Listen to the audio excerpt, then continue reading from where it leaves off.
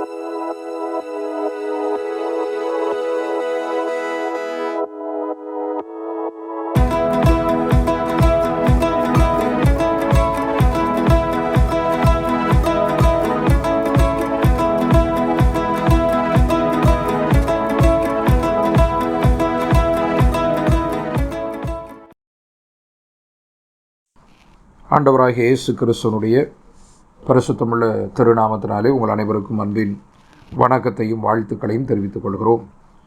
அன்பானவர்களே, கடவுளுடைய கிருபை, அவருடைய தயவு, இரக்கம் இந்த நாளிலே நாம் பல்வேறு இடங்களிலிருந்து ஒன்று சேர்ந்து அவருடைய மகத்துவங்களை அறிந்து கொள்ளும்படியாக அவர் நமக்கு தந்திருக்கிற மகா பெரிய கிருபை இரக்கங்களுக்காக, சுகபலனுக்காக அவருக்கே கொடான கொடி துதிகளையும் ஸ்தோத்திரங்களையும் நாம் உள்ளத்தின் ஆழத்திலிருந்து ஏறெடுத்த வண்ணமாக நாம் இன்றைய நாளிலே இந்த வேதபாட வகுப்பிற்குள்ளாக நாம் கலந்து கொள்ளலாம்.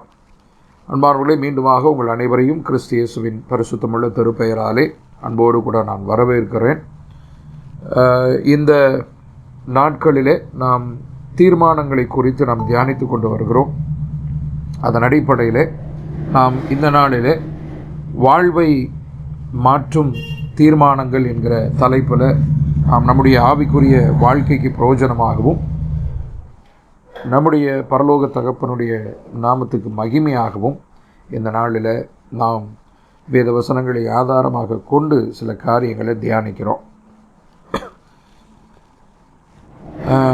வாழ்வை மாற்றும் தீர்மானங்கள் அப்படிங்கிறது, அன்பானவர்களே, இந்த புதிய ஆண்டில் நம்ம அடியெடுத்து வைத்திருக்கிறோம். அதனால் இப்படிப்பட்ட இந்த தலைப்புகளில் நம்ம தியானித்து வருவது நம்முடைய ஆவிக்குரிய வாழ்க்கைக்கு பிரயோஜனமாக இருக்கும். ஸோ புத்தாண்டில் நம்ம சில புதிய தீர்மானங்களை எடுப்பதற்கு ரெசல்யூஷன்ஸ் என்று ஆங்கிலத்தில் சொல்லுவாங்க, டெசிஷன் மேக்கிங் என்று சொல்லுவாங்க. முடிவெடுக்கக்கூடிய விதத்தில் நம் கடவுளுக்கு பிரியமான விதத்தில் முடிவெடுக்கவும் அவருடைய நாமத்துக்கு மகிமையாகவும் நாம் சில காரியங்களை முடிவெடுக்கிறோம். ஸோ அதன் அடிப்படையில் நம்ம இந்த நாளில் நம்முடைய ஆவிக்குரிய வாழ்க்கைக்கு பிரயோஜனமாக சில காரியங்களை தியானிக்கலாம்.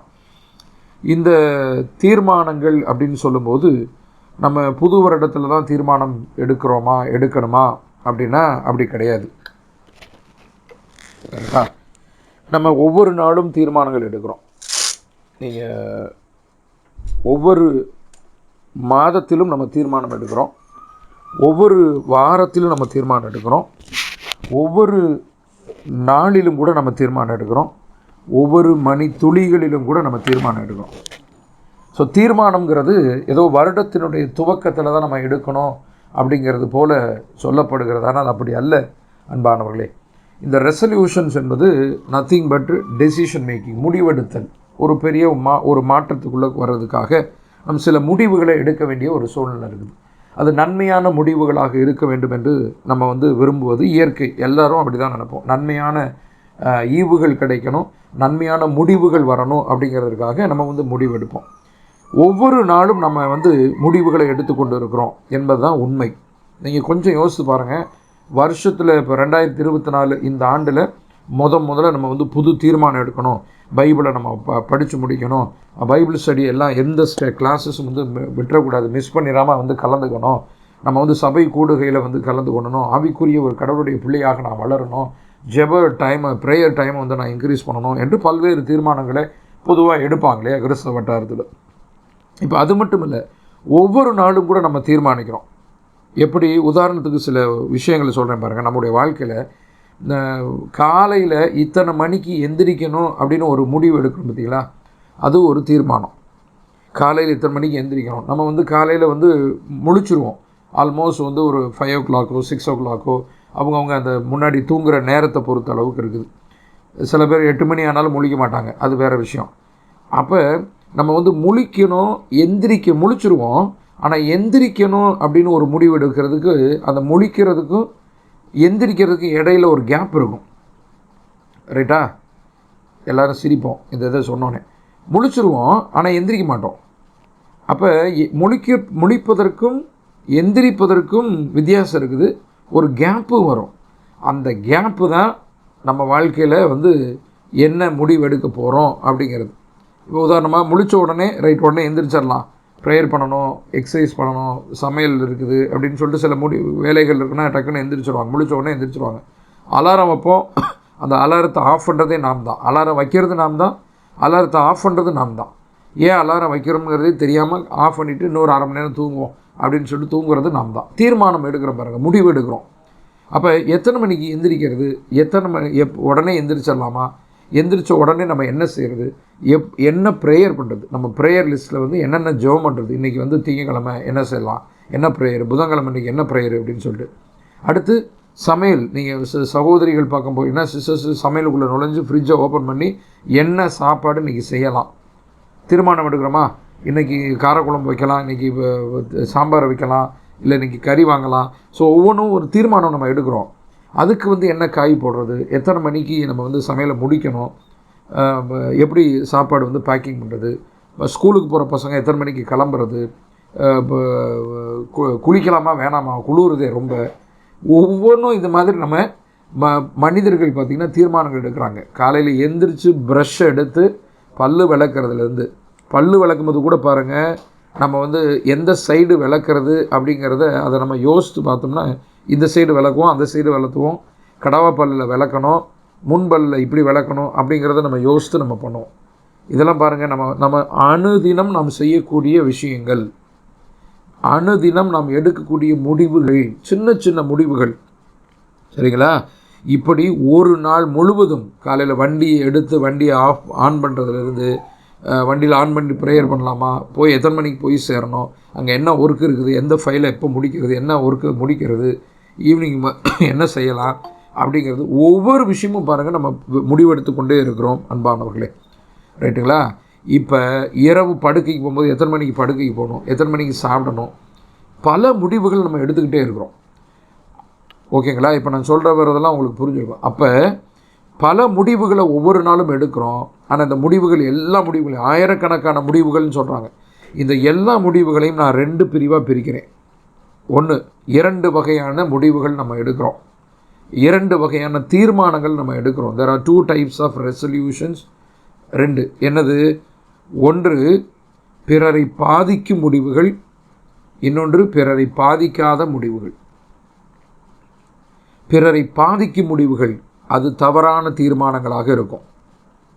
பிறரை பாதிக்கும் முடிவுகள், நம்ம எடுக்கக்கூடிய சில முடிவுகள் மற்றவங்களை பாதிக்கும். என்னுடைய மனைவியோ, என்னுடைய கணவனையோ, என்னுடைய பிள்ளைகளையோ ஒரு தாய் வந்து இன்றைக்கி சமையல் பண்ண வேணாம் அப்படின்னு தீர்மானம் எடுத்துகிட்டு அவங்க அப்படியே தூங்கிட்டாங்கன்னா, அது வேலைக்கு போகக்கூடிய கணவனையும் பாதிக்கும், பிள்ளைகளையும் பாதிக்கும் இல்லையா? ஒரு கணவன் இன்றைக்கி வேலைக்கு போக வேணாம் அப்படின்னா குடும்பத்தை பாதிக்கும். அப்போ பாதிக்கக்கூடிய தீர்மானங்கள் நம்ம எடுக்கிறோம், அது தவறான தீர்மானங்கள். பாதிக்காத தீர்மானங்கள் நம்ம எடுக்கிறோம், சரிங்களா? பாதிக்காத தீர்மானங்கள் எடுக்கிறோம்.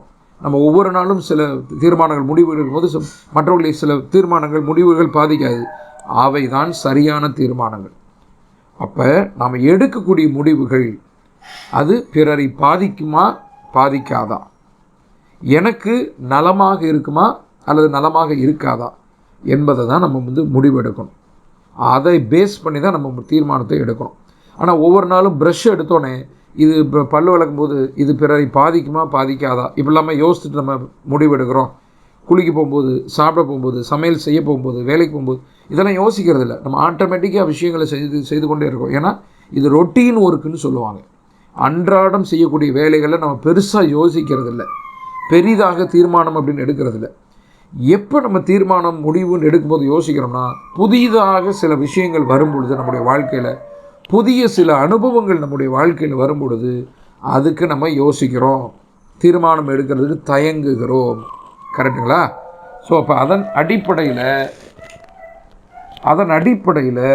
நாம் இந்த தீர்மானங்களை வந்து நம்ம எடுக்கணும் அப்படின்னு சொல்லிட்டு நாம் வந்து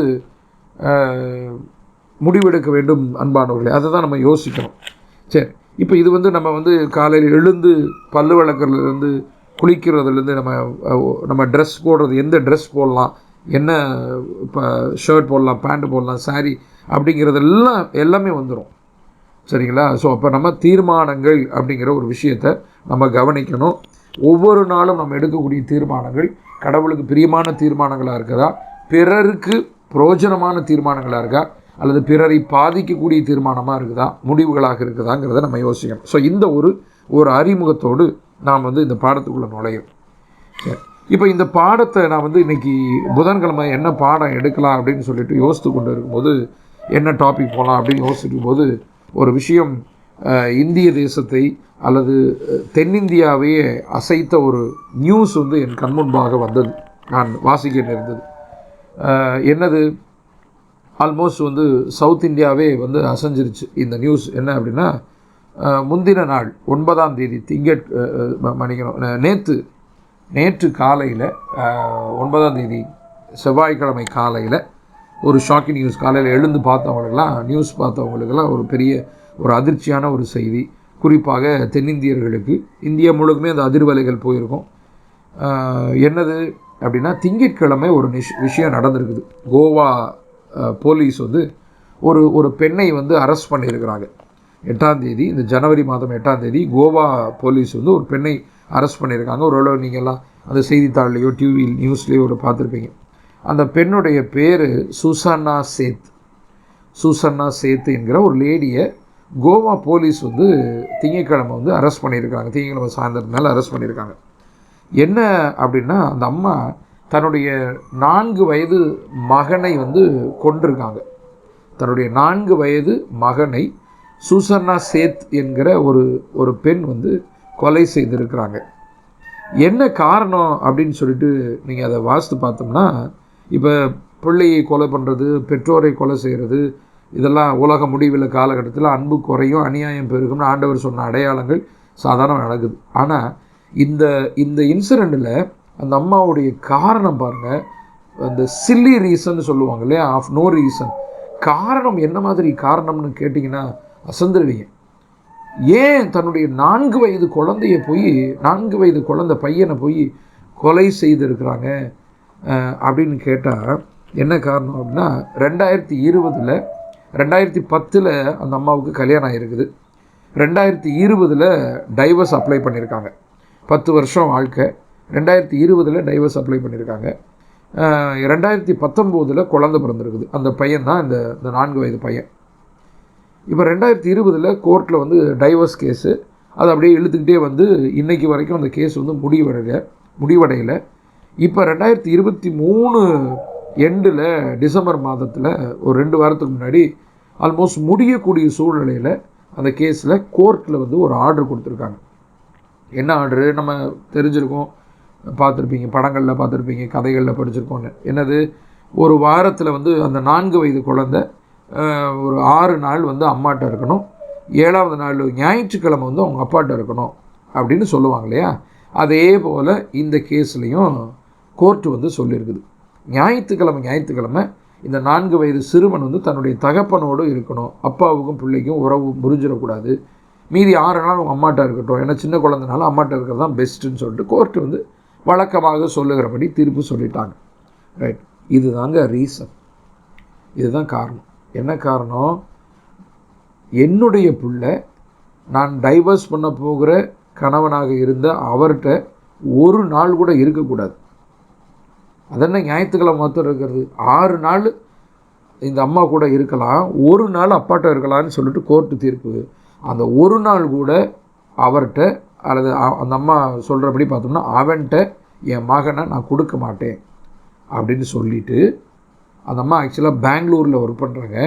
அவங்க கோவாவுக்கு போய் கடந்த சனி ஞாயிற்றுக்கிழமை கோவாவுக்கு போய் ஒரு ரூம் எடுத்து அங்கே தங்கி ஞாயிற்றுக்கிழமை அந்த குழந்தையை கொலை செஞ்சு சூட்கேஸ் ஒரு பேக்கில் அந்த குழந்தைய போட்டு காலையில் திங்கக்கிழமை காலையில் ஒரு கேபு புக் பண்ண சொல்லி ஒரு டாக்ஸி புக் பண்ணி கோவாவிலேருந்து கர்நாடகா பெங்களூருக்கு எவ்வளோ தூரம் பாருங்கள், அவ்வளோ தூரம் கேபில் புக் பண்ணி டாக்ஸியில் புக் பண்ணி போயிடலான்னு சொல்லிட்டு.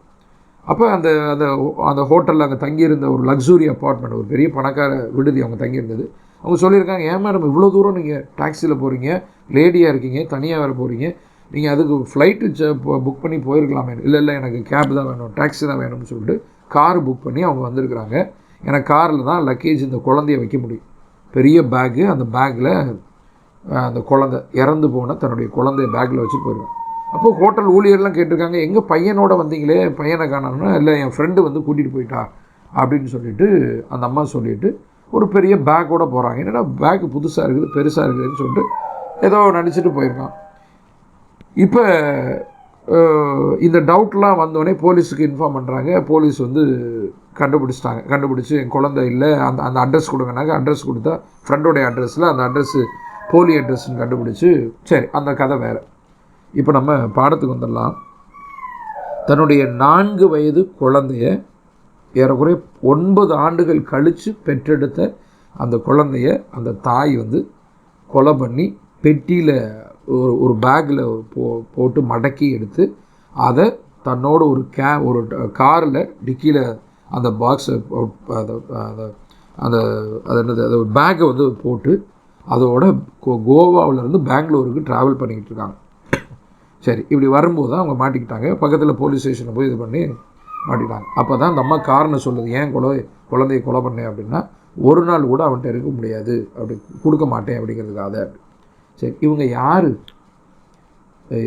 யார் அப்படின்னு பார்த்தா அதோட பெரிய ஆச்சரியம் என்னது, இவங்க ஒரு பெங்களூரில் ஒரு கம்பெனி ஓன் பண்ணுறாங்க, ஒரு கம்பெனியை நடத்துகிறவங்க, அதில் சிஓவாக இருக்கிறாங்க, ஒரு சிஓவாக இருக்கிறாங்க. அது கம்பெனி வந்து ஆர்டிஃபிஷியல் இன்டெலிஜென்ஸ்னு ஏஐன்னு சொல்கிறாங்களே, இப்போ செயற்கை நுண்ணறிவுன்னு சொல்லிட்டு அந்த செயற்கை நுண்ணறிவு சம்மந்தப்பட்ட கம்பெனி பேர் அதெல்லாம் போட்டிருக்காங்க. நான் அதுக்குள்ளே போகல நேரமாக.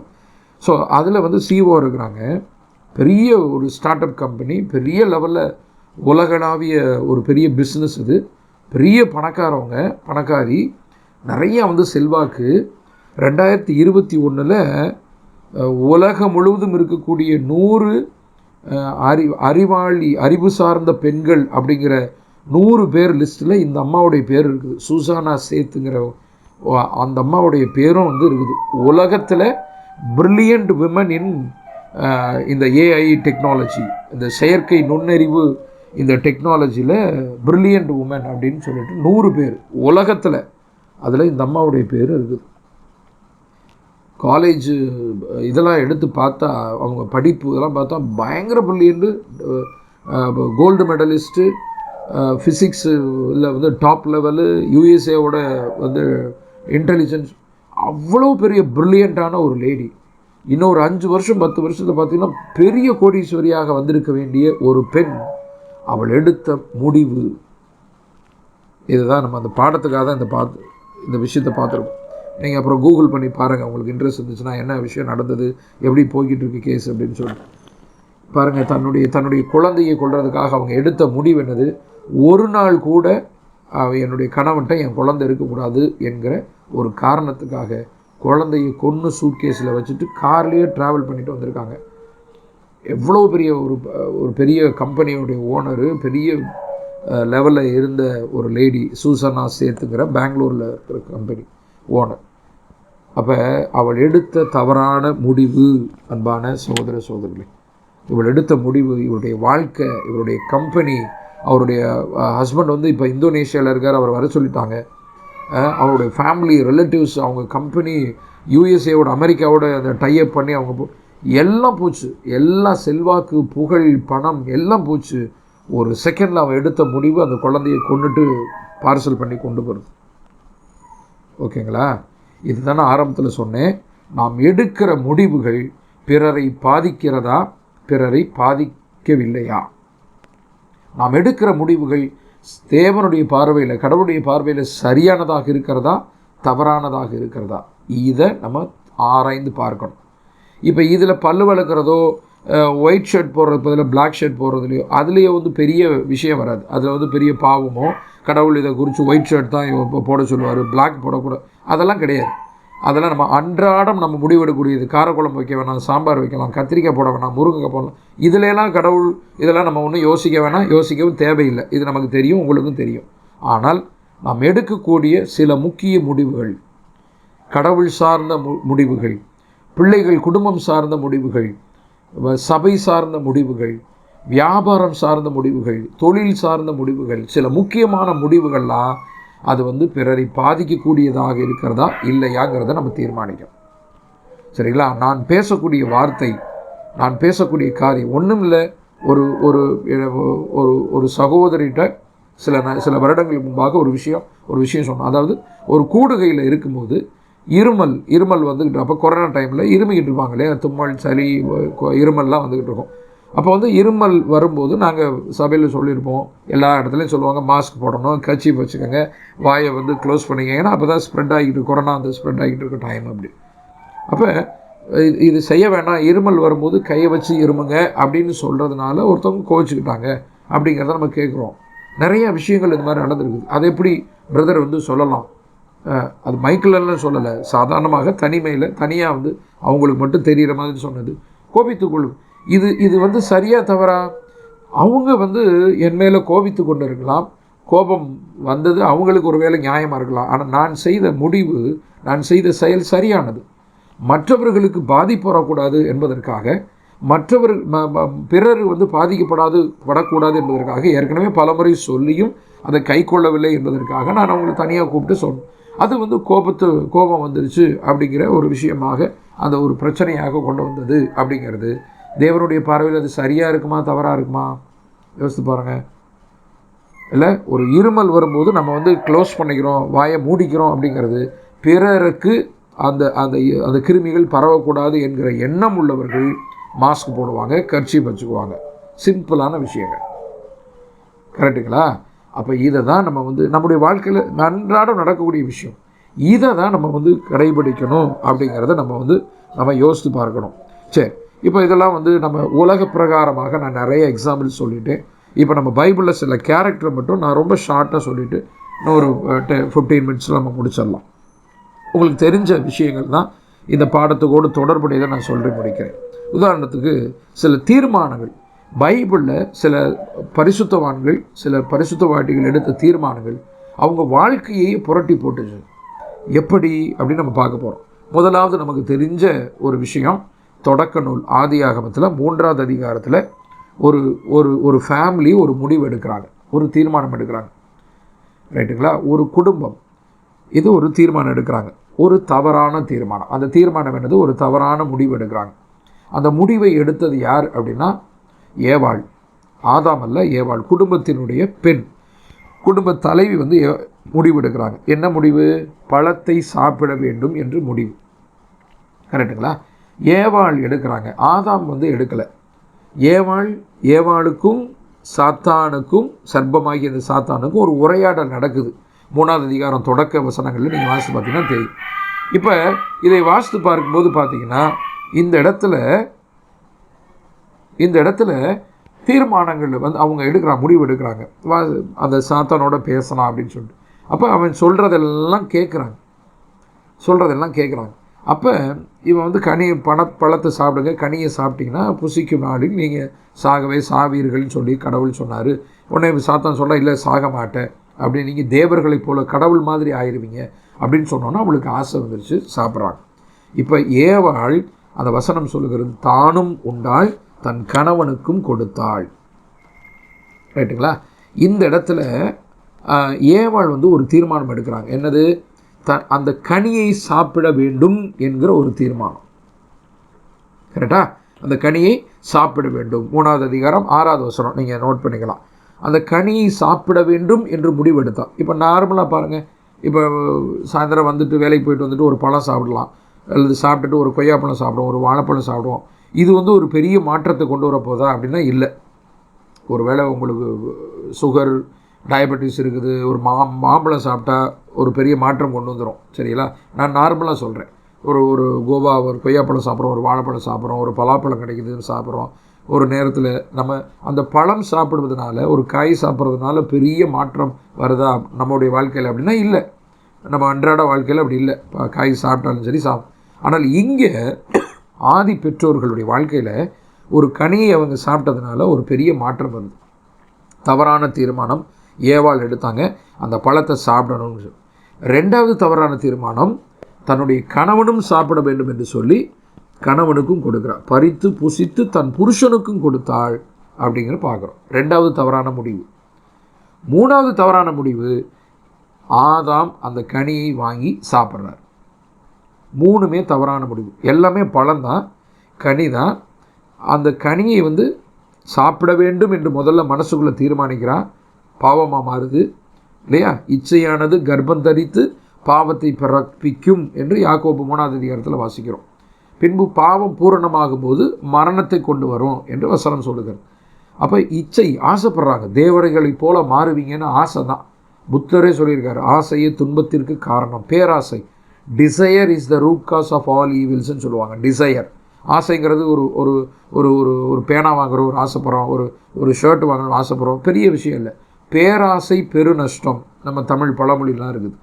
அப்போ இந்த அம்மா தேவர்களைப் போல மாறுவீர்கள் என்று சொன்னோடனே அவங்க தவறாக முடிவெடுக்கிறாங்க. தேவன் சொல்கிறாரு, கடவுள் சொல்கிறாரு, சாப்பிடாத செத்து போயிடுவே, வார்னிங் கொடுக்குறாரு. ஆனால் இந்த அம்மா கடவுளுடைய வார்த்தையை மீறி செயல்பட முடிவெடுக்கிறாங்க. தானும் சாப்பிடணும்னு நினைக்கிறாங்க. ரெண்டாவது தானும் உண்டாள், ரெண்டாவது தீர்மானம் தவறான தீர்மானம். மூணாவது தன் கணவனுக்கும் கொடுக்கிறாள், கணவனும் சாப்பிடும். சரிங்களா? தவறான தீர்மானங்கள். அந்த 2 பேர் எடுத்த அந்த தவறான தீர்மானத்தின் விளைவு என்ன தெரியுமா? இன்னைக்கு வரைக்கும் இந்த மனுக்குலம் கஷ்டப்பட்டுக்கிட்டு இருக்குது. இந்த மனித இனம் பாவத்தில் விழுந்துக்கிட்டு இருக்குது. இந்த மனித இனம் துன்பத்துக்குள்ளே உழன்று கொண்டு இருக்குது. இந்த மனித இனம் சாபத்துக்குள்ளே போய்கிட்டு இருக்குது. இந்த மனித இனம் கண்ணீருக்குள்ளே நடந்து கொண்டு இருக்கிறது. இந்த மனித இனம் மரணத்துக்குள்ளாக நடந்து கொண்டு இருக்கிறது. அன்பானவர்களே, 2 பேர் எடுத்த தவறான முடிவுகள். அன்பான சகோதரனே, சகோதரியே, நீயும் நானும் எப்படிப்பட்ட முடிவை எடுக்கிறோம் யோசித்து பாருங்கள். ஏவாள் எடுத்ததை போல கடவுளுடைய சத்தத்துக்கு செவி கொடுக்காமல் சாத்தானுடைய சத்தத்துக்கு செவி கொடுத்து, உலகத்தினுடைய சத்தத்துக்கு செவி கொடுத்து, உலக நண்பர்களுக்கோ மனைவிக்கோ கணவனுக்கோ சொல்லக்கூடிய அந்த காரியங்களுக்கு சத்தத்துக்கு செவி கொடுத்து, நாம் தேவனை புறந்தள்ளி தேவனை வெறுத்து விட்டு அவருடைய சத்தத்துக்கு செவி கொடுக்காமல் ஒரு வேளையில் வாழ்ந்து கொண்டு இருக்கலாம். கடவுள்கிட்ட மன்னிப்பு கேட்போம். ஆண்டவரே, என்னை மன்னிங்க, தவறான தீர்மானங்கள் எடுத்து விடாதபடி என்னுடைய புத்தியை காத்துக்கொள்ளுங்க, என்னுடைய வாயை காத்துக்கொள்ளுங்க, என்னுடைய சிந்தையை காத்துக்கொள்ளுங்க. நம்ம ஜெபிக்கணும் அன்பானவர்கள், ஜெபிக்கணும். ஜெபத்தில், ஆண்டவரே, இந்த நாளில் காலை எழுந்து நான் உமக்கு பிரியமான காரியங்களை செய்ய எனக்கு கற்றுத்தாரோம். அருமையான ஒரு ஜெபம். சங்கீதத்தில் சங்கீதக்காரன் சொல்லுவான், உமக்கு பிரியமானதை செய்ய எனக்கு போதித்தரலும். அதுதான் நம்ம ஆலஃப் அந்த வாட்ஸ்அப் குரூப்பில் நம்ம ஸ்டேட்டஸில் வச்சுருக்கோம்னு நினைக்கிறேன். உமக்கு பிரியமானது செய்ய எனக்கு போதித்தரலும். ஆண்டவருக்கு நம்ம எவ்வளவு கற்றுக்கொண்டாலும் எல்லா அறிவும் ஆண்டவருக்கு பிரியமானது செய்யணும், கடவுளுக்கு பிரியமானது செய்யணும், அவ்வளோதான். அதுக்கு தான் அந்த ஸ்டேட்டஸில் அந்த ஃபோட்டோவை வச்சுருக்கிறோம். வேத அறிவு, வேத ஞானம், கல்வி கேள்விகளில் சிறந்திருந்து ஹீப்ரு தெரியும், கிரீக்கு தெரியும், லத்தீன் தெரியும், எல்லாம் தெரியும். பரலோகம் போகிறதுக்கு வழி தெரியுமா? கடவுளுக்கு பிரியமான காரியங்களை செய்ய தெரியுமா? அதுதான் கேள்வி. சரிங்களா? அதுதான் கேள்வி. நாம் ஜெபிப்போம். அடுத்ததாக நம்ம பார்க்க போகிறது யோசுவா 24வது அதிகாரம் 14வது வசனம். நீங்கள் வசனத்தை நோட் பண்ணிக்கலாம். யோசுவா 24வது அதிகாரம் 14வது வசனத்தில் யோசுவா ஒரு தீர்மானம் எடுக்கிறார். என்ன தீர்மானம்? நம்ம ஆதாம் ஏவாள் ஒரு குடும்பம் ஒரு தீர்மானம் எடுத்துச்சு அப்படின்னு பார்த்தோம், தவறான தீர்மானம். ஆனால் இங்கே ஒரு கணவன், குடும்ப தலைவர் ஒரு தீர்மானத்தை எடுக்கிறார். என்ன தீர்மானம் எடுக்கிறார்? நமக்கு நல்லா தெரிஞ்ச வசனம், பாடல்கள் கூட வந்திருக்குது. நானும் என் வீட்டாருமோ வென்றால் கர்த்தரையே சேவிப்பேன் அப்படின்னு சொல்லிட்டு. நீங்கள் அதை எடுத்து அப்படியே அந்த அதிகாரம் அந்த 14வது வசனத்திலேருந்து அப்படியே நீங்கள் வாசித்து பாருங்கள். 14, 15 கர்த்தரை சேவிக்கிறது உங்கள் பார்வைக்கு ஆகாததை கண்டால் யாரை சேவிப்பீர்கள்? சரியா?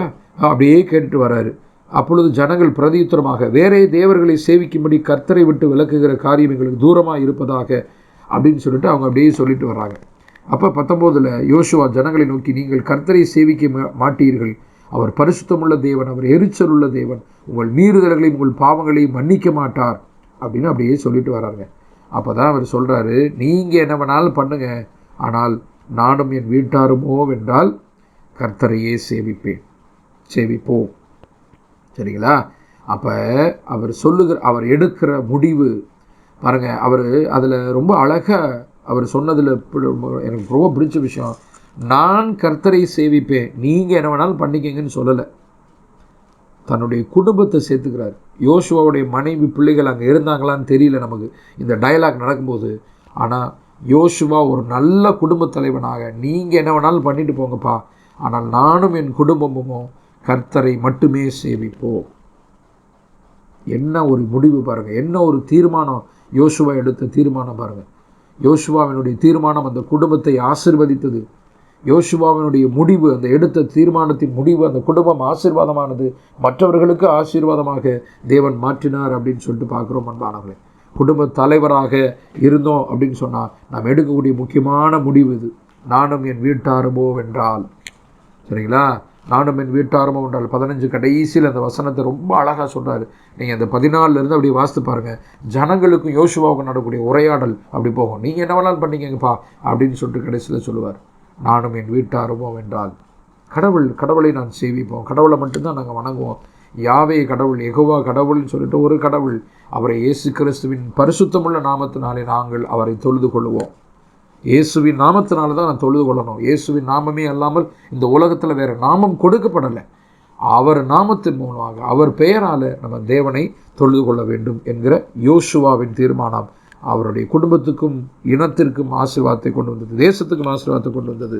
நாம் அப்படிப்பட்ட தீர்மானத்தை நம்ம எடுக்கும்.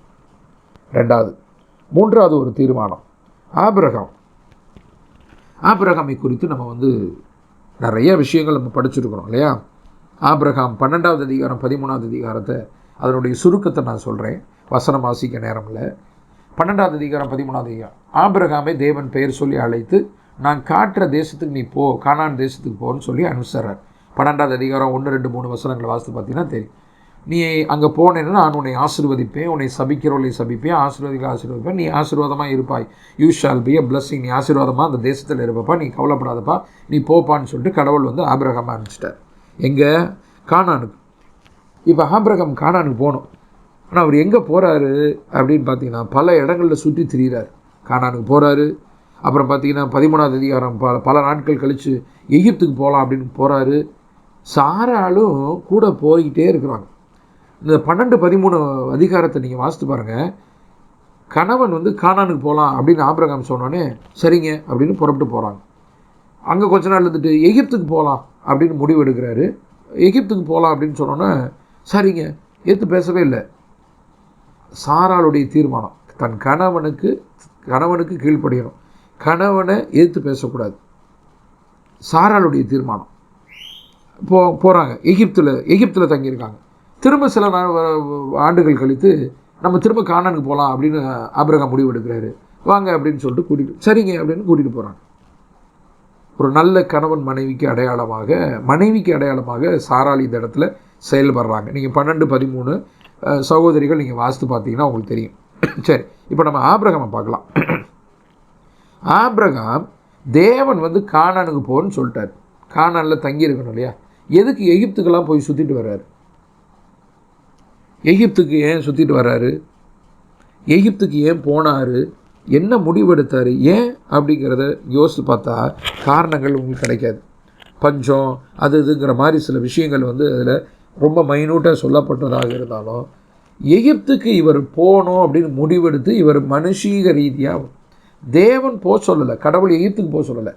கடவுள் இவரை கானானுக்கு தான் போக சொன்னார். ஆனால் இவர் எகிப்துக்கு போனார். போனதினுடைய விளைவு என்ன? சாராள் கூட போயிட்டாங்க, ஆடு மாடுகள் எல்லாம் கூட போயிட்டாங்க, வேலைக்காரெல்லாம் கூட போயிட்டாங்க. ஆனால் எகிப்துக்கு போனதனுடைய விளைவு என்ன தெரியுமா? இன்னைக்கு வரைக்கும் நம்ம அனுபவிச்சுக்கிட்டு இருக்கிறோம். என்னது? எகிப்துக்கு போயிட்டு திரும்பி வரும்போது தான் ஆகார் என்கிற வேலைக்காரியை அவர் கூட்டிகிட்டு வர்றார். சாராள் கூட்டிகிட்டு வர்றாங்க. ஆபிரகாம் கூட்டிகிட்டு வரல, சாராள் கூட்டிகிட்டு வர்றாங்க. சாகார் கூட்டிகிட்டு வர, ஆபிரகாம் கூட்டிகிட்டு வந்தாருன்னா தவறாக போயிடும். சாராளுக்கு எகிப்தில் ஆகார் என்கிற ஒரு வேலைக்காரி கிடைக்கிது. ஆகாரை கூட்டிகிட்டு வர்றாங்க. எங்கே திரும்பி வர்றாங்க? எகிப்திலேருந்து திரும்ப கானானுக்கு போகிறாங்க. கானானில் அவங்க வாழ ஆரம்பிக்கிறாங்க. அங்கே தான் குழந்தை இல்லைன்னொன்று சாராள் என்ன முடிவெடுக்கிறா உங்களுக்கு தெரியும்? ஆகாரை கல்யாணம் பண்ணிக்க, ஆகார் மூலமாக குழந்தை வேணும். இஸ்மையேல் பிறக்கிறாரு. அரேபியர்கள் என்கிற ஒரு பெரிய இனம் உருவாகுது. அந்த அரேபிய இனத்திலிருந்து தான் முகமது நபி பிறக்கிறாரு. முகமது நபியில் மூலமாக தான் இன்றைக்கி ஏறக்குறைய 100-130 கோடி ஜனங்கள் கொண்ட முஸ்லீம்கள், இஸ்லாமியர்கள் வர்றாங்க. இன்றைக்கி இஸ்லாமியர்களுக்கும் கிறிஸ்தவர்களுக்கும் தான் சண்டை. இஸ்லாமியர்களுக்கும் இஸ்ரேலர்களுக்கும் சண்டை. அரேபியர்களுக்கும் இஸ்ரேலியர்களுக்கும் ஏறக்குறைய ஒரு 3000 வருஷமாக சண்டை நடந்துக்கிட்டு இருக்குது. பாலஸ்தீனா, இஸ்ரேல் அப்படின்னு சொல்லிட்டு. இது எல்லாத்துக்கும் காரணம் என்ன தெரியுமா? ஆபிரகாம் எகிப்துக்கு போக வேண்டும் என்று முடிவெடுத்தது. ஏறக்குறைய ஆதாம் ஏவாள் முடிவுக்கு ஈக்குவலாக ஆபிரகாம் எடுத்த முடிவு இன்றளவும் மனித இனத்தை பாதித்து கொண்டிருக்கிறது. இன்றளவும் இந்த கிறிஸ்தவ வட்டாரத்தை, தேவனுடைய பிள்ளைகளை பாதித்து கொண்டிருக்கிறது. அவர் எடுத்த ஒரு தவறான முடிவு அன்பானவர்களே, ஆபிரகாம். சரி, அது நீங்கள் வாசித்து பாருங்கள். அடுத்து நம்ம என்னென்ன பார்த்துருக்கோம்? ஆதாம் ஏவாள் பார்த்தோம். யோசுவா அவருடைய முடிவு தவறான முடிவு, நல்ல முடிவு அப்படின்னு பார்த்தோம். இப்போ ஆபிரகாமுடைய ஒரு தவறான முடிவு அப்படின்னு பார்க்குறோம். ரைட்டா? அடுத்து ஆபிரகாம் அப்படின்னு சொன்ன உடனே அடுத்து நமக்கு இங்கே நினைவுக்கு வர வேண்டிய இன்னொரு ஆள் லோத்து. அவரும் அந்த இடத்துல ஒரு தவறான முடிவு எடுக்கிறாரு. சோதோமுக்கு போகலாம் அப்படின்னு சொல்லிட்டு.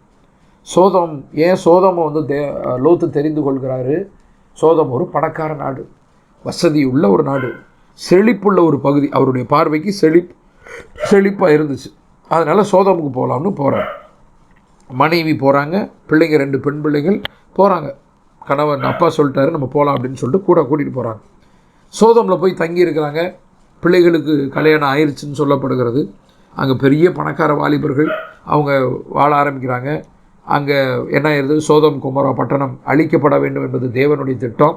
அந்த இடத்துல தேவ தூதர்கள் வந்து லோத்துடைய குடும்பத்தை காப்பாற்ற வேண்டும் என்று தேவன் விரும்புகிறார். லோத்துவை காப்பாற்றுவதற்காக தூதர்கள் அங்கே போகிறாங்க. கையை பிடிச்சி தரன்னு இழுத்துட்டு வர்ற அளவுக்கு தேவன் அந்த குடும்பத்தை விரும்புகிறார். ஆபிரகாமின் பொருட்டு லோத்துவை காப்பாற்றணும்னு சொல்லிட்டு. ஆனால் என்ன ஆயிடுச்சு? லோத்துடைய மருமகங்க வரலை. லோத்துடைய மனைவி வரும்போது உப்பு தூணா பின்ட்டு திரும்பி பார்க்காதுன்னு சொல்லியும் திரும்பி பார்க்க தவறான தீர்மானம். உப்பு தூணா மாறிடுறா. லோத்துவும் 2 பிள்ளைகள் மாத்திரம், பொம்பளை பிள்ளைங்க மாத்திரம் அவர் கூட வெளியில் வர்றாங்க. அதுக்கப்புறம் என்ன நடந்துச்சுன்னு உங்களுக்கு தெரியும். லோத்து உடைய பிள்ளைங்க தன்னுடைய தகப்பனோட விபச்சாரம் பண்ணுறாங்க. ஒரு பெரிய மோசமான 2 சந்ததிகள் வருகிறது. அம்மோனியர், மோவாபியர் 2 சந்ததிகள் வருகிறது. ரைட்டுங்களா? இப்போ இந்த தகப்பனோடு விபச்சாரம் பண்ணுகிற அந்த ஒரு காரியம் எங்கே கற்றுருக்கணும்? இந்த மோசமான ஒரு வேறு எங்கேயாவது பைபிளையோ அல்லது உலகத்தில் எங்கேயாவது நம்ம பார்த்துருக்கோமா? ஆனால் இந்த நிகழ்ச்சி இங்கே பதிவு செய்யப்பட்டிருக்குது. எங்கே போய் அந்த பிள்ளைங்க 2 பிள்ளைகள் லோத்து ஆபிரகாமுடைய வித்து. ஆபிரகாம் எவ்வளோ விசுவாசி தந்தையாக இருந்தாரோ அந்த அளவுக்கு அது பாதியாவது லோத்துக்கு இருக்கணும், பிள்ளைகளுக்கு இருக்கணும். ஆனால் அந்த பிள்ளைங்க இந்த மோசமான ஒரு பாவத்தை எங்கே கற்றுக்கிட்டு இருப்பாங்க அப்படின்னா சோதோம் பட்டணத்தில் தான் கற்றுக்கிட்டு இருப்பாங்க. சோதோம் விபச்சாரத்தின் ஆவி நிரம்பி இருந்த பட்டணம், உங்களுக்கு தெரியும். அந்த இடத்துல இந்த மாதிரியான விதவிதமான விபச்சார காரியங்கள் எல்லாம் அவங்க பிள்ளைகள் கேள்விப்பட்டிருக்கணும், கற்றுருக்கணும், பார்த்துருக்கணும். அதனால தான் இந்த மோசமான செயலை செய்ததாக பைபிளில் பதிவு செய்யப்பட்டிருக்குது அன்பானவர்களே. இதுக்கு என்ன காரணம்? லோத்துவனுடைய தவறான தீர்மானம். சோதோமுக்கு போகலாம் என்று அவர் எடுத்த தவறான தீர்மானம். ரைட்டுங்களா? சரி, இப்போ இன்னும் 2 பேருடைய தீர்மானத்தை பார்த்து முடிச்சிடலாம். புதிய ஏற்பாட்டில் ஒரு தீர்மானம், எல்லாம் பழைய ஏற்பாடே பார்த்துட்டு வரோம். புதிய ஏற்பாட்டில் யோசேப்பு, மரியாள், ஜோசப் அண்ட் மேரி, ரைட்டா, நமக்கு தெரிந்தவங்க 2 பேருடைய தீர்மானம் அவங்க 2 பேருடைய வாழ்க்கையவே மாற்றி போட்டுச்சு. நமக்கு தெரியும், நான் ரொம்ப சொல்லணும் அவசியம் இல்லை. யோசேப்புக்கும் மரியாளுக்கும் திருமண ஒப்பந்தம் நடந்துருச்சு, நிச்சயம் பண்ணிட்டாங்க. மரியாள் கர்ப்பமாயிட்டாங்க. யோசேப்பு விஷயத்தை கேள்விப்பட்டு அவளை ரகசியமாய் ஒதுக்கிடலாம்னு நினைக்கிறாரு. ஆனால் தேவதூதனுடைய வார்த்தைக்கு கீழ்ப்பட்டு சேர்த்து கொள்ளலாம், மரியாளை சேர்த்து கொள்ள தயங்காதேன்னு சொன்னோன்னே அப்படியே கீழ்ப்படிந்தார். பாசிட்டிவான ஒரு தீர்மானம், ஒரு நல்ல முடிவெடுத்தார். உலக கணக்குப்படி இது ஒரு கேவலம். உலகத்தில் நீங்கள் யோசித்து பாருங்கள், நம்ம வீட்டில், பக்கத்து வீட்டில், ஏற்ற வீட்டில், நம்ம தெருவில் நடந்துச்சுன்னா என்னடா இவ்வளோ தெரிஞ்சும் போய் திரும்பவும் அவளை கல்யாணம் பண்ணுறேன்னு நம்ம சொல்ல மாட்டோம். கேவலமான மோசமான ஒரு தீர்மானம், ஒரு முடிவு யோசேப்பு எடுத்தது. ஆனால் தேவனுடைய பார்வையில் தேவன் சொன்னார், கடவுள் சொன்னார், தூதர் சொல்லிட்டார் எனக்கு, நான் அப்படியே கீழ்ப்படிவேன். அருமையாக மரியாள் ஒரு வசனம் சொல்லுவாங்க, ஆகட்டும், இதோ உங்களுடைய வார்த்தையின்படியே எனக்கு ஆகட்டும், உங்களுடைய அடிமை நான். கரெக்டா? உங்களுடைய அடிமை நான், உங்களுடைய வார்த்தையின்படியே நான் செய்கிறேன், எனக்கு ஆகட்டும், எனக்கு நடக்கட்டும். இது மரியாள் சொன்னது. இதே போல தான் யோசேப்பு. மரியாளுடைய நிலைமையை யோசித்து பாருங்கள். கன்னியாக இருக்கிறாங்க, கல்யாணம் ஆகலை, கர்ப்பமாக தரிக்கணும், ஒரு குழந்தையை பெற்றெடுக்க போகிற. ஐயோ இது என்னது, இது தேவனுடைய காரியப்பா, இது ஆகட்டும், ஒரு முடிவெடுக்கிறான். அப்படியே ஆகட்டும், ரைட். உலகம் என்ன நினைக்கும், அம்மா அப்பா என்ன நினைப்பாங்க, திட்டுவாங்க, கேலி பண்ணுவாங்க, கிண்டல் பண்ணுவாங்க, துப்புவாங்க, மூஞ்சியில் நடக்க விட மாட்டாங்க, தெருவில் நீலாம் ஒரு மனுஷன், தேவையில்லாத வார்த்தைகள் எவ்வளவோ கேட்க நேரிடும் இல்லையா. 10 மாதங்கள் அவளுடைய எஞ்சியுள்ள வாழ்க்கை முழுசும், எத்தனை வருஷம் உயிரோடு இருந்தாலும், ஐயோ மரியாளா, ஐயோ மோசமான ஒரு லேடி, எவ்வளோ நம்ம உலகத்தில் கேள்விப்படுறோம். எத்தகைய வார்த்தைகளை அந்த அம்மா கேட்டிருக்கோம், கேட்க தோணும், கேட்க நேரிட்டிருக்கோம், இதெல்லாம் அவங்க மனசில் வந்திருக்கும். ஆனால் உலகம் போனால் போட்டும்டா, கடவுள் சொன்னதை நான் கேட்பேன் அப்படின்னு சொல்லிட்டு ஒரு அருமையான ஒரு ஸ்திரீயாக, அதனால தான் நீ பாக்கியவதி அப்படின்னு சொல்கிறாங்க பைபிளில். சரிங்களா? அவள் உலகத்தில் இருக்க எல்லா பெண்களிலும் எல்லா ஸ்திரீகளிலும் அவள் பாக்கியவதி. நல்ல முடிவெடுத்தான். கடவுள் சொன்னார், நான் கீழ்ப்படுகிறேன், அவ்வளோதான். உலகம் என்ன வேணாலும் நினச்சிட்டு போட்டோம், எங்கள் அம்மா அப்பா திட்டினாலும் திட்டட்டும், இந்த சொந்தக்காரவங்க திட்டினாலும் திட்டட்டும், நண்பர்கள் திட்டினா திட்டட்டும், கேலி பண்ணால் பண்ணிக்கிட்டோம், கிண்டல் பண்ணால் பண்ணிக்கிட்டோம். ஆனால் ஒரு நாள் வரும், அப்பொழுது உலகம் முழுவதும் என்னை வணங்கும், உலகம் முழுவதும் என்னை ஆராதிக்கும், உலகம் முழுவதும் என்னை பாராட்டும். ஏனென்றால் நான் பெற்றெடுக்க போகிறவர் மெசியா, உலக இரட்சகரை நான் பெற்றெடுக்க போகிறேன் என்று மரியாளும், உலக இரட்சகருடைய வளர்ப்பு தகனாக நான் இருக்கப் போகிறேன் என்று சொல்லி யோசேப்பும் அவர்கள் நினைத்து அவர்கள் சரியான தீர்மானத்தை எடுத்ததன் விளைவாக இன்றைக்கு யோசேப்பும் மரியாளும் ஏறக்குறைய கடவுளுக்கு நிகராக ஆராதிக்கப்படுகிறார்கள் இல்லையா. கத்தோலிக்க திருச்சபையில் பார்த்தீங்கன்னா கடவுளுக்கு நிகராக அவர்கள் ஆராதிக்கப்படுகிறார்கள். அது தவறான ஒரு விஷயம், அதுக்குள்ளே நான் போக விரும்பல. ஆனால் அவங்க எவ்வளோ உயரத்தில் பாருங்கள் வந்துட்டாங்க, எவ்வளோ உயரத்துக்கு. இயேசு கிறிஸ்துவுக்கு ஈக்குவலாக மரியாதை வச்சுட்டு, இன்னும் இயேசு கிறிஸ்துவை கூட மரியாதை உயர்த்துகிற ஒரு கூட்டம் இன்றைக்கி இருக்குது. அப்போ அந்தளவுக்கு அவங்க அவ்வளவு பேரும் புகழும் அவர்கள் பெற்றிருக்கிறார்கள், மரியாதையும் கடந்து பெற்றிருக்கிறாங்க. அப்படின்னா அவர்கள் எடுத்த ஒரே தீர்மானம் தாங்க, ஒரு முடிவு. சரியா? இதுதான் இப்படிப்பட்ட தீர்மானம். அவருடைய வார்த்தையின்படியே ஆகட்டும், இதோ நான் உங்களுடைய அடிமை. இதுதான் நம்முடைய வாழ்க்கையில். சரி, இப்போ கடைசியாக மீண்டும் பழைய ஏற்பாட்டில் ஒரு விஷயத்தை பார்த்து முடிச்சிடலாம். ரூத்துடைய தீர்மானம் ரொம்ப அருமையான ஒரு புத்தகம். அன்பானவர்களே, ஒரு வேளை நீங்கள் எல்லாரும் படிச்சிருப்பீங்க, கேள்விப்பட்டிருப்பீங்க, திரும்ப ஞாபகம் இல்லைன்னா இந்த ரூத்து புத்தகத்தில் இருக்கக்கூடிய அதிகாரங்களை நீங்கள் படிங்க. இன்றைக்கி நைட்டே உட்காந்து படிச்சிடலாம், 3 அதிகாரம் இருக்குன்னு நினைக்கிறேன், படிச்சிடலாம். இந்த ரூத்துடைய புத்தகத்தில் ஒரு அழகான விஷயம் சொல்லப்பட்டிருக்கு. ரூத்து அது கதை நிறையா இருக்குது, நமக்கு உங்களுக்கு தெரியும். நகோமி அப்படின்னு சொல்லிட்டு மாமியார், எலிமலேக்குங்கிறது மாமனார், ரூத்துடைய மாமனார். அவங்களுக்கு 2 பசங்க, மக்லோன் கிளியோன் அப்படின்னு சொல்லிட்டு பசங்க. இவங்க பெத்லகேமில் வாழ்ந்துக்கிட்டு இருந்தாங்க, எருசலேமில், இது இஸ்ரேல் தேசத்தில். பெத்லகேமில் வாழ்ந்தவங்க இவங்க எங்கே போகலாம் அப்படின்னு இவர் ஒரு முடிவு எடுக்கிறாரு. குடும்பத்தினுடைய தலைவர் முடிவு எடுக்கிறார், எலிமலேக்கு. சரிங்களா? அவர் ஒரு முடிவு எடுக்கிறார். என்ன முடிவு? ஒரு பஞ்சம் மாதிரி வந்துருச்சு, பெத்லகேமில் பஞ்சம் மாதிரி இருந்துச்சு. அதனால் பஞ்சம் பிழைக்கிறதுக்காக நம்ம மோவாப் தேசத்துக்கு போகலாம்னு ஒரு முடிவு எடுக்கிறாங்க. ஆனால் கர்த்தர் மோவாப்புக்கு நீங்கள் தேவனுடைய பிள்ளைகள் போக வேண்டாம்னு சொல்லிட்டு ஏற்கனவே சொல்லிட்டார். உபாகமம் நீங்கள் வாசி பார்த்தீங்கன்னா 2:9 மோவாப்புக்கு தேவனுடைய பிள்ளைகள் போக வேண்டாம் அப்படின்னு ஏற்கனவே சொல்லிட்டார். இப்போ பெத்லகேமில் இருக்கக்கூடிய தேவனுடைய பிள்ளையாகிய இந்த எலிமலேக்குனா காட் இஸ் மை கிங்னு அர்த்தம். சரிங்களா? காட் இஸ் மை கிங் அப்படின்னு பேர், நல்ல பேர். அப்போ இவர் இப்போ நீங்கள் பார்த்தீங்கன்னா மோவாப்புக்கு போகலான்னு சொல்லிட்டு மோவாப்பு போயிட்டார். மோவாப் போனதுனால ஒரு தவறான தீர்மானம் என்ன ஆச்சு? அவர் இறந்து போனார், அவருடைய 2 பசங்க வரிசையாக இறந்து போனாங்க. ரொம்ப மோசமான ஒரு நிலைமை, ரொம்ப ஒரு வசதி குறைவற்ற ஒரு வாழ்க்கை தான் அவங்க வாழ வேண்டிய சூழ்நிலை வந்துச்சு. ரொம்ப மோசமான ஒரு வாழ்க்கையை அவங்க வாழ ஆரம்பித்தாங்க மோவாபில். ரைட், அவர் இறந்துட்டார். பிள்ளைங்க எல்லாம் ஆண் பிள்ளைங்க, 2 பிள்ளைங்க, 3 ஆண்களே இல்லை அந்த குடும்பத்தில், எல்லோரும் இறந்துட்டாங்க. சரி, இப்போ இது ஒரு தவறான தீர்மானம். மோவாப்புக்கு போகலாம் வேண்டான்னு சொல்லியும் போகலான்னு முடிவெடுத்தது ஒரு தவறான தீர்மானம். அதனால் மரணம், வியாதி, துன்பங்கள், உபத்திரவங்கள், வறுமை எல்லாம் இருந்துச்சு. இப்போ நகோமி ஒரு முடிவெடுக்கணும்.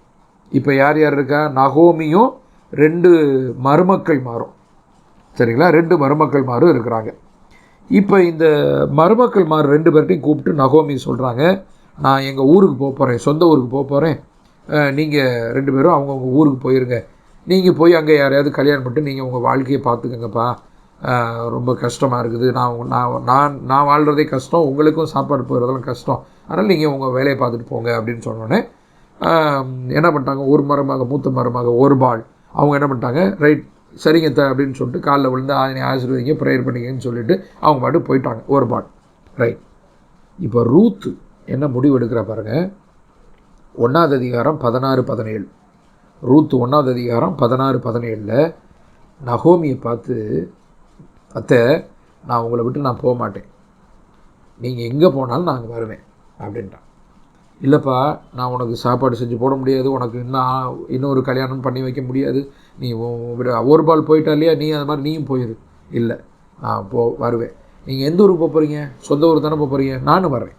உங்கள் ஊர் தான் இனிமேல் என்னுடைய ஊர், உங்கள் சொந்தக்காரவங்க தான் இனிமேல் என்னுடைய சொந்தக்காரவங்க, நீங்கள் யாரை கும்பிட்றீங்களோ அவர் தான் என்னுடைய கடவுள், உமது ஜனம் எனது ஜனம், உமது ஊர் எனது ஊர், உமது தேவனே என்னுடைய தேவன் என்று பிடிவாதமாக தன்னுடைய அத்தை மாமியோடு நின்றுக்கிட்டு இருக்காங்க. நகோமிட்ட சொல்லி பார்க்குறாங்க. நகோமி கேட்கல.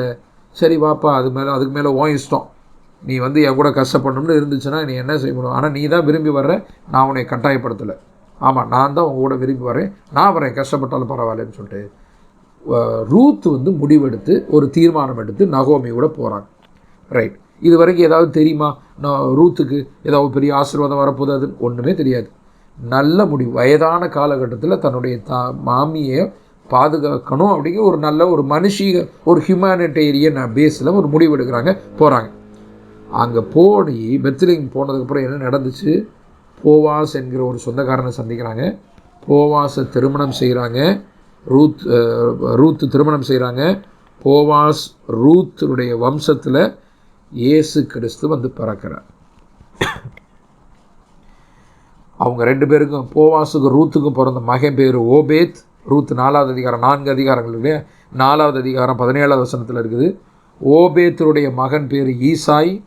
ஈசாயினுடைய அடிமரத்திலிருந்து வந்தது தான் தாவீது என்கிற ஒரு கிளை. தாவீதனுடைய வம்சத்தில் வந்தவர் தான் நம்முடைய கர்த்தராகிய இயேசு கிறிஸ்து. இயேசு கிறிஸ்துனுடைய வம்ச அட்டவணையில், தலைமுறை அட்டவணையில் மத்தேயு 1ஆவது அதிகாரம் 5ஆவது வசனத்தை நீங்கள் வாசித்து பார்த்தீங்கன்னா ரூத்தினுடைய பெயர் இடம்பெற்றிருக்கிறது. அன்பானவர்கள், ஆண்டவராகிய இயேசு கிறிஸ்துவனுடைய தலைமுறை அட்டவணை. உலக இரட்சகர், கடவுளுடைய திருக்குமாரன், ஒரே பேரான குமாரன், ஆதாம் ஏவாள் வம்சத்திலிருந்து அப்படியே இயேசு கிறிஸ்துடைய வம்சம் வரைக்கும் லூக்காவிலையும் மத்தேயுல இருக்குது. அந்த வம்சத்தில், ஆண்டவருடைய வம்சத்தில் வர்றதுங்கிறது எவ்வளவு பெரிய ஆசீர்வாதம், பாக்கியம். அந்த பாக்கியத்தை ரூத் பெற்றுக்கொண்டாள். எதனால்? அவள் எடுத்த ஒரு நல்ல தீர்மானம். உமது ஜனம் எனது ஜனம், உமது தேசம் என்னுடைய தேசம், உமது தேவன் என்னுடைய தேவன், வாங்க நான் உங்க கூட தான் இருப்பேன், உங்கள் கூட தான் இருப்பேன்னு சொல்லிட்டு வயதான நகோமி கூட அவள் வாழ ஆரம்பித்த அந்த முடிவு, அந்த தீர்மானம் அன்பானவர்களே அவளுடைய வாழ்க்கையே மாற்றியது. தலைமுறை அட்டவணையில் இன்றைக்கி ரூத்தை பற்றி பேசிக்கிட்டு இருக்கோம். ஓர்பால் என்ன ஆனால்? ஓர்பாலுக்கு கல்யாணம் ஆச்சா? பிள்ளைங்க பிறந்தாங்களா? அவங்க அம்மா அப்பா யார்? பேர் ஏதாவது பைபிளில் ஏதாவது இருக்குதா? உலகம் மறந்து விட்டது, பைபிள் வேதம் மறந்து விட்டது, தேவன் மறந்து விட்டார். அவங்க பேரை மறந்தாச்சு, தெரியாது, வரலாறு என்னன்னு தெரியல. ஆனால் ஒரு நல்ல முடிவு எடுத்ததன் விளைவாக ரூத் ரூத் ரூத் என்று இன்னைக்கு கோடிக்கணக்கான கிறிஸ்தவருடைய வாயில் இந்த பெயர் இன்றைக்கு ஒலித்து கொண்டு இருக்கிறது, உச்சரித்து கொண்டு இருக்கிறோம். ஏன்? ஒரு நல்ல தீர்மானம் எடுத்தாள், சரியான தீர்மானம் எடுத்தாள், சரியான முடிவு எடுத்தாள். அவருடைய வாழ்க்கையை அது மாற்றியதன்பானவில்லை. அதே ஏவாள் தவறான தீர்மானம் எடுத்தாள். அவளுடைய வாழ்க்கையை மாத்திரமல்ல, உலக ஜனங்களுடைய வாழ்க்கையும் பாதித்தது. நாம் எடுக்கக்கூடிய தீர்மானம் எப்படி இருக்க போகுது? ஏவாளை போல பிறரை பாதிக்கக்கூடிய தீர்மானத்தை எடுக்க போகிறோமா? தவறான தீர்மானத்தை எடுக்க போகிறோமா? கடவுளுக்கு பிரியமில்லாத தீர்மானத்தை எடுக்க போகிறோமா? ரூத்தை போல ஒரு ஒரு ஒரு தாய், வயதான தாய் நகோமி மாமியை விட்டுட்டு நான் போயிடக்கூடாதுன்னு சொல்லி ஒரு நல்ல தீர்மானம் எடுத்ததனுடைய ஆசீர்வாதம், கடவுள் கொடுத்த ஆசீர்வாதம், நகோமியினுடைய ஆசீர்வாதம், பிளஸ்ஸிங் அது. அவளுக்கு போவாஸ் என்கிற ஒரு மணவாளன் கிடைத்தான். தேவனுடைய கிறிஸ்துவனுடைய சந்ததியில் அவளுடைய பெயர் இடம்பெற்றிருக்கிறது, பொறிக்கப்பட்டிருக்கிறது. எப்படிப்பட்ட முடிவு எடுக்க போகிறோம்? மிக முக்கியமான நேரங்களில் நாம் எடுக்கக்கூடிய முடிவு, சபை சார்ந்த முடிவு, சத்தியம் சார்ந்த முடிவு. இதுதான் சத்தியம், இதுதான் நான் இப்படி தான் இருப்பேன், இதுதான் சபை, இப்படி தான் நான் இருக்க போகிறேன், இல்லை இந்த சபை சரியில்லை, என்னுடைய சபை நான் சரியில்லை, தேவனுக்கு விரோதமாக இருக்குது, வார்த்தைக்கு விரோதமாக இருக்குது, நான் அதை வெளியே போகணும்னு சொல்லிட்டு முடிவு எடுக்கிறோமா? ஏதோ ஒரு முடிவு தேவனுக்கு உகந்த முடிவாக இருக்கணும். இல்லை இந்த சபையில் இருந்தால் தான் ரைட்டு. இன்றைக்கி கிறிஸ்தவர்களில் பெரும் பெரும் பிரச்சனை இதுதான். சத்தியம் எதுன்னு தெரியும், சரியான சபை, நான் போகிற சபை, நான் போகிற சர்ச்சு சரியில்லைன்னு தெரியும், ஆனாலும் போய்கிட்டு இருக்கோம். ஏன்? கல்யாணம் நடக்கும், இப்போ பிள்ளைங்க எது இருக்குது, கல்ற இருக்குது அப்படின்னு. தேவன் அதை பார்த்து கொண்டு இருக்கிற அன்பானவர்களே, சரியான சத்தியத்தை பிடித்து கொள்ளணும், உண்மையான சத்தியத்தை பிடித்து கொள்ளணும். எது உண்மை என்பதை அறிந்து கொண்டவர் பின்பு நாம் தவறான இடத்துல இருந்தோம்னா அது தேவனுடைய கோபத்துக்கு நம்ம ஆளாக நேரிடும். ஸோ நம்ம முடிவெடுக்கணும். இந்த 2024 ஒரு முடிவெடுங்க. சரியாக என்னுடைய ஊழியம் இவர்களோடு இருக்கணும், இந்த குரூப்போடு இருக்கணும், இந்த சபையோடு இருக்கணும். அது எதுவோ ஆலஃபோட மட்டும் நான் சொல்லலை.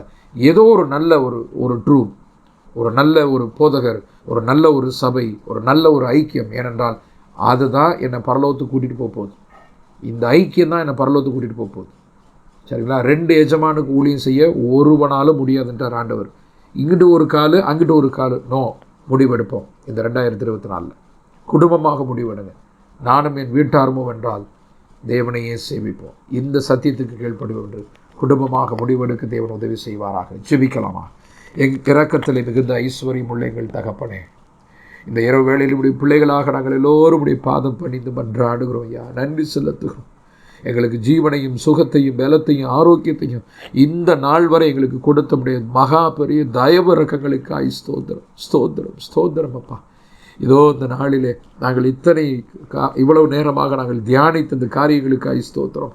வாழ்வை மாற்றக்கூடிய தீர்மானங்கள் என்கிற தலைப்பில் வேதத்திலே பரிசுத்தவான்கள் எடுத்த தீர்மானங்கள், சிலர் எடுத்த தவறான தீர்மானங்கள், சிலர் எடுத்த சரியான தீர்மானங்கள், அதனுடைய விளைவுகளை நாங்கள் ஆராய்ந்து பார்க்க தியானிக்க எங்களுக்கு கொடுத்த கிருபைகளுக்காய் ஸ்தோத்திரம். அப்பா, நாங்களும் கூட இந்த புத்த ஆண்டில், இந்த புதிய நாட்களிலே நாங்கள் சரியான தீர்மானத்தை எடுக்க உதவி செய்யுங்க. எங்களுடைய குடும்பத்தில் சரியான தீர்மானம் எடுக்க உதவி செய்யுங்க. எங்களுடைய சபையில் சரியான தீர்மானம் எடுக்க உதவி செய்யுங்க. பொறுப்பாளர்களாக நாங்கள் சரியான தீர்மானம் எடுக்க உதவி செய்யுங்க. குடும்ப தலைவராக, சபை தலைவராக நாங்கள் சரியான தீர்மானம் எடுக்க எங்களுக்கு உதவி செய்ய நாங்கள் ஜெபிக்கிறோம். நல்ல ஞானத்தை தாங்க, நல்ல ஆவியை தாங்க, ஆற்றலை தாங்க, சரியான வார்த்தைகள் எங்கள் வாயில் போடுங்கப்பா. அப்போ நாங்கள் இப்படி நாமத்துக்கு மகிமையாக நாங்கள் எல்லாவற்றையும் செய்யணும். உங்களுக்கு பிரியமில்லாத முடிவுகளை நாங்கள் எடுத்துடக்கூடாது. நாங்கள் எந்த முடிவு எடுக்க போனாலும் உங்களுடைய தெய்வீக ஆலோசனையை தாங்கப்பா. நான் உனக்கு போதித்து நடக்க வேண்டிய வழியை காட்டுவேன்னு சொன்னீங்களே, உன்மேலின் கண் வைத்து ஆலோசனை தருவேன்னு சொன்னீங்களே. இந்த ஆண்டு எங்களுக்கு ஆலோசனை கர்த்தராக நீங்கள் இருந்து எங்களுடைய புத்தியில் பேசுங்க, ஞானத்தை தாங்க. உடைய சத்தத்துக்கு செவி கொடுக்கக்கூடிய பிள்ளைகளாக எங்களை ஒவ்வொருவரையும் வாழ வைங்க. உடைய கிருபை எங்களை தாங்கிட்டோம், ஏந்தட்டும், சுமந்தட்டும், தப்பு வைக்கட்டும். எங்களை தொடர்ந்து ஆசீர்வதிங்க. இந்த கூடுகளை கலந்து கொண்ட ஒவ்வொருவரையும் ஆசீர்வதிங்க. விசேஷ ஆசீர்வாதத்தினாலும் நன்மையினாலும் ஞானத்தினால் நிரப்புங்க. குடும்பமாய் ஆசீர்வதிங்க. பலவீனம் சுகவீனம் எல்லாவற்றையும் நீக்கி போட்டு சுகத்தினாலும் பலத்தினாலும் ஞானத்தினாலும் ஒவ்வொருவரையும் குடும்பங்களையும் நிரப்ப வேண்டுமாய் ஜெபிக்கிறேன். தகப்பனே, உமக்கு ஸ்தோத்திரம். தொடர்ந்து பாதுகாத்துக்கொள்ளும், பராமரி, வழி நடத்தும்.